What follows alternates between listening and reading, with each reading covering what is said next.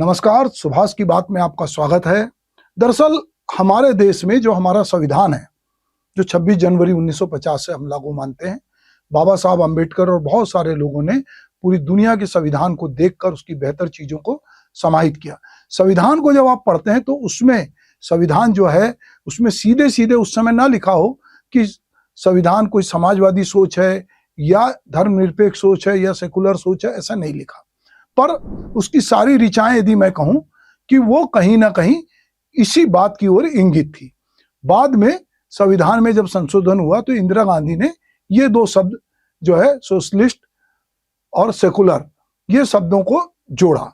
अब इसको लेकर लगातार बहुत बार बात होती है, तो कहीं ना कहीं राष्ट्रीय स्वयंसेवक संघ या भाजपा जब कांग्रेस पे आरोप लगाती है तो वो कहती है कि इन्होंने इतनी बार संविधान संशोधन किया, ये क्या संविधान बचाने की बात करेंगे, इन्होंने तो संविधान से खिलवाड़ किया, इन्होंने इमरजेंसी लगाई, इन्होंने लोगों के जो है अभिव्यक्ति की आजादी पे बंदिश लगाई, तो ये ऐसे कैसे कह सकते हैं। अब चूंकि 50 साल हुए इमरजेंसी को और उस पर पूरा कार्यक्रम हुआ देश भर में और उसको संविधान की हत्या दिवस के रूप में भाजपा ने मनाया और जगह जगह भाषण हुए, तो आरएसएस के जो प्रमुख पदाधिकारी हैं हसबोले, उन्होंने जब अपना भाषण दिया तो उन्होंने कहा कि इमरजेंसी के दौरान संसद की अनुमति के बगैर ये शब्द जोड़े गए। तो राष्ट्रीय स्वयंसेवक संघ जो है उसके सर कार्यवाहक, जिसको महासचिव कहें हम, दत्तात्रेय हसबोले ने कहा कि संविधान की प्रस्तावना में सोशलिस्ट यानी समाजवादी और सेकुलर यानी धर्मनिरपेक्ष शब्दों को लेकर देश में खुली बहस होनी चाहिए। उनका कहना है कि ये दोनों शब्द मूल रूप से संविधान में नहीं थे और इमरजेंसी के दौरान संसद की सहमति के बिना ये जोड़ दिए गए। हसबोले ने 26 जून को दिल्ली में आपातकाल के 50 साल कार्यक्रम में ये बात कही। उन्होंने कहा कि मूल संविधान में सोशलिस्ट और सेकुलर शब्द नहीं थे। इमरजेंसी के समय देश में संसद और न्यायपालिका दोनों काम नहीं कर रही थी, इस दौरान ये दोनों शब्दों को जोड़ दिया गया। ये शब्द रहे या नहीं रहे, इस पे बहस होनी चाहिए।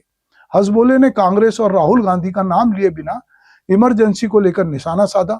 उन्होंने कहा कि इमरजेंसी के समय संविधान की हत्या की गई थी और न्यायपालिका की स्वतंत्रता खत्म कर दी गई थी।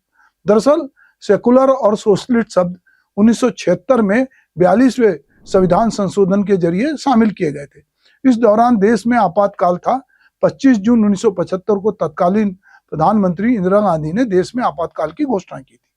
यह 21 मार्च 1977 यानी 21 महीने तक लागू रहा। भाजपा इस दिन को संविधान हत्या दिवस के रूप में मना रही है। तो हसबोले का कहना है कि पूर्वजों के कारनामे पर माफी मांगे राहुल गांधी। हसबोले कांग्रेस और खास करके राहुल गांधी पर भी बिना नाम लिए निशाना साध रहे।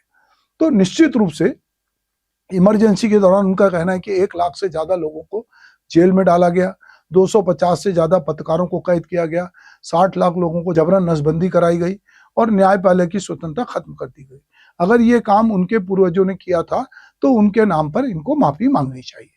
इसी मुद्दे को आगे बढ़ाते हुए प्रधानमंत्री ने लिखा कि इमरजेंसी जो है लोकतांत्रिक इतिहास का काला अध्याय थी और 25 जून को केंद्रीय कैबिनेट की जब बैठक हुई उनकी अध्यक्षता में, तो उन्होंने आपातकाल के 50 साल पूरे होने पे एक प्रस्ताव पारित किया। इसके बाद आपातकाल के पीड़ितों को श्रद्धांजलि दी गई, 2 मिनट का मौन रखा गया। तो मोदी जी ने लिखा कि यह भारत के लोकतांत्रिक इतिहास के सबसे काले अध्यायों में से एक है। भारत के लोगों को इस दिन को संविधान हत्या दिवस के रूप में मनाते हैं। तो हम देखते हैं कि भाजपा के लोग क्या बोल रहे हैं और विपक्ष ने क्या बोला। हम उनके थोड़े इस बारे में जो भी प्रतिक्रिया वो आपके साथ साझा कर रहे हैं।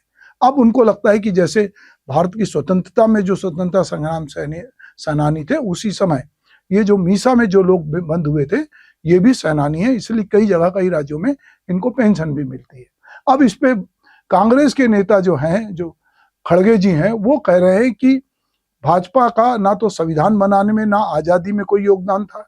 इमरजेंसी को लेके भाजपा जो है जो आरोप लगा रही है, दरअसल मल्लिकार्जुन खड़गे को ये बात नागवार गुजर रही है और वो कह रहे हैं कि जिस बात को 50 साल हो गए ये लोग उसे बार बार दोहराते हैं। जिनका देश की आजादी के आंदोलन में कोई योगदान नहीं, जिनका संविधान निर्माण में कोई योगदान नहीं रहा, वे हमेशा संविधान के खिलाफ बात करते हैं।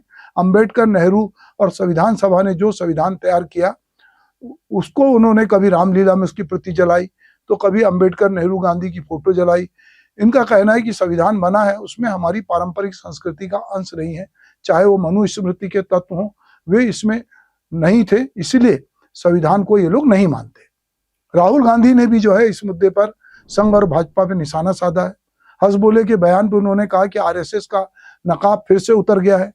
आरएसएस के जो महासचिव हैं दत्तात्रेय हज़बोले, उनकी तरफ से जो है संविधान की प्रस्ताव में शामिल समाजवादी और धर्मनिरपेक्ष शब्दों को हटाने की मांग पर अब जो है पूरे देश में राजनीति तेज हो गई है। और आने वाले समय में चूंकि चुनाव हैं, गुजरात में, फिर बंगाल में, फिर यूपी में और फिर लोकसभा के, तो संविधान को लेकर बार बार संसद में राहुल गांधी उसकी किताब लेके, आजकल कांग्रेसी बहुत जगह संविधान की किताब लेते हैं और वो संविधान की बात करते हैं।